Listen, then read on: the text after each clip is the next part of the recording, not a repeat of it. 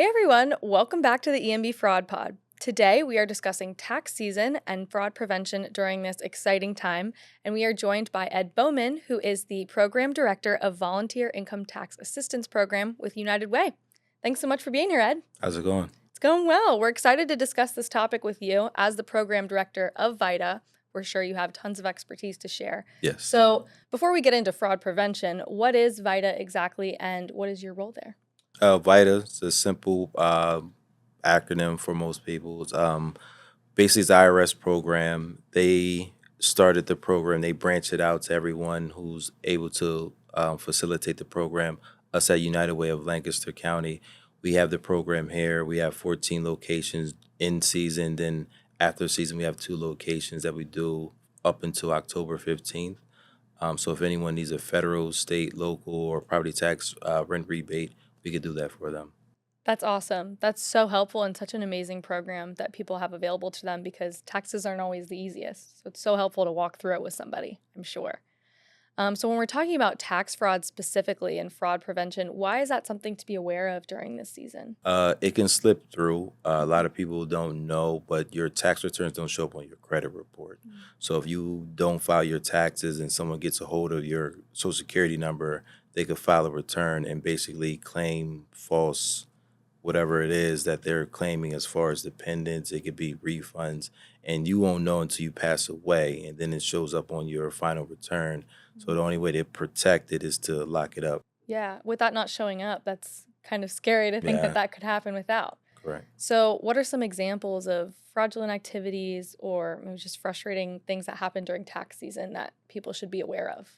2 things I've seen is between parents, want to claim the child before the other one gets there, and then that causes an issue because one parent's claiming the child Oh, who isn't supposed to claim it, and then the person who files after that then has to paper file, and the IRS gets involved to decide who can claim the child, which will hold up your refund. And then the other one is is a temp agency. I've seen fraud come through.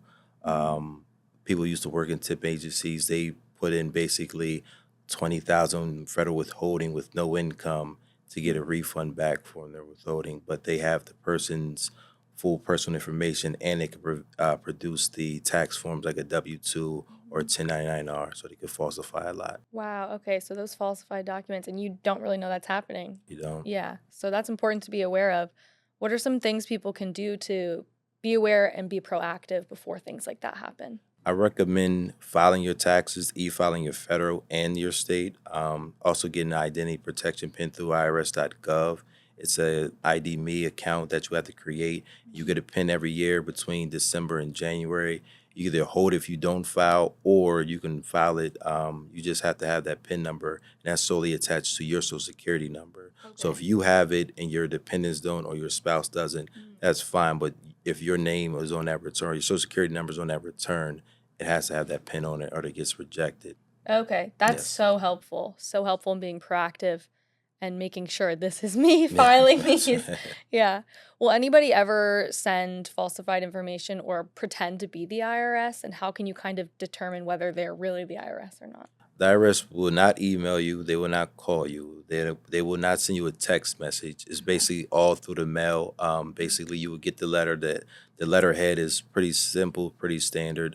That's how to contact the IRS. If you're ever sure, you can always visit the website and check the phone numbers to make sure Okay. that is who they say they are. Okay, that's super helpful. It will come through the mail and their phone numbers will be online to check. Yes. Super easy tips.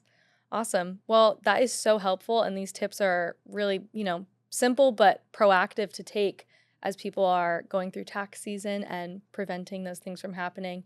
If someone does, suffer identity theft or an IRS scam, what are some steps they can take to prevent that going forward and to combat it in the moment? In the moment, they will have to paper file their federal tax return. They will have to Mhm. tax identity theft sheet, basically like a cover letter. So they would fill that form out, it's 2 pages, and then they would mail their federal tax return in. It would take about 6 months for them to assess, the IRS to assess what's going on, but that's the process you have to take to paper Okay. file. Because the way it works is you can only e-file once per Social Security number. So once someone uses it, the next return with that on has to be paper filed. Right. That makes sense. Can they get those forms online at the IRS? Yes, get it on Okay. IRS. You can also stop in one of our VITA sites. We'll be able to Okay. print it out for you as well. Thank you so much for being here, Ed. We appreciate you coming today and providing these tips for our customers. These are super simple and easy ways that they can be proactive about their taxes and make sure they're filed securely and accurately. Glad I could help. Yeah. For more information, visit our website at epnb.com. We have lots of information on fraud prevention and just financial tips to make sure your finances stay safe. You can also visit a VITA site this season if you're looking for assistance filing your taxes. They have a ton of locations available to you, and you can also call their number to set up an appointment.